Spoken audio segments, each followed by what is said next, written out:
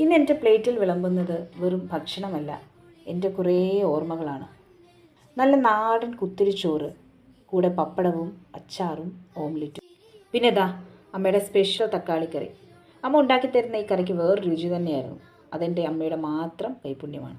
ഇനി ഈ പ്ലേറ്റിലെ ഈ ഒരു പ്ലേസ് കണ്ടോ, ഇത് സർപ്രൈസ് ഗസ്റ്റിനുള്ളതാണ്. ഇതാണ് നമ്മുടെ ചെറുപയർ പുഴുങ്ങിയത്. ഇത് കാണുമ്പോൾ നിങ്ങളുടെ ഓരോരുത്തരുടെയും മുഖത്ത് ഒരു അയ്യേ ഇതാണോ താരം എന്നൊരു തോന്നലുണ്ടായേക്കാം. പക്ഷേ ഇതെൻ്റെ ജീവിതത്തിലെ ഒരു അവിഭാജ്യ ഘടകമാണ്. ചെറുപയർ പുഴുങ്ങിയത്. അമ്മ ജോലിക്ക് പോയിരുന്ന സമയത്ത് എൻ്റെ സ്കൂൾ കാലത്ത് മറ്റേമ്മ കഞ്ഞിയും പയറും രാത്രി വിളമ്പിത്തരുമ്പോൾ ടി വിയിൽ ഹലോ സിനിമ ഓടുന്നുണ്ടാവും. കാരണം കേബിൾ ഇല്ലായിരുന്നു വീട്ടിൽ. ഇത് കേൾക്കുന്ന എൻ്റെ അനീതിക്കും ഇതിൻ്റെ വില നന്നായിട്ടറിയാം. എൻ്റെ ചോറ്റുപാത്രം റീൽസ് കാണുമ്പം മറ്റേമ്മയുടെ പയറില്ലെങ്കിൽ എന്ത് ചോറ്റുപാത്രം എന്ന് ചോദിച്ച ഒരു കൂട്ടുകാരി എനിക്കുണ്ട്, അഖില. ചെറുപയർ മടുക്കുമ്പോൾ ഞാൻ അമ്മയോട് പറയുമായിരുന്നു, എന്നും ചെറുപയറാണ്. അപ്പോൾ അമ്മ പറയും, ആട്ടിൻകരലിൻ്റെ ഗുണമാണ് ചെറുപയറിന്. അപ്പോൾ എങ്ങനെയുണ്ട് എൻ്റെ സ്പെഷ്യൽ ഗസ്റ്റ്?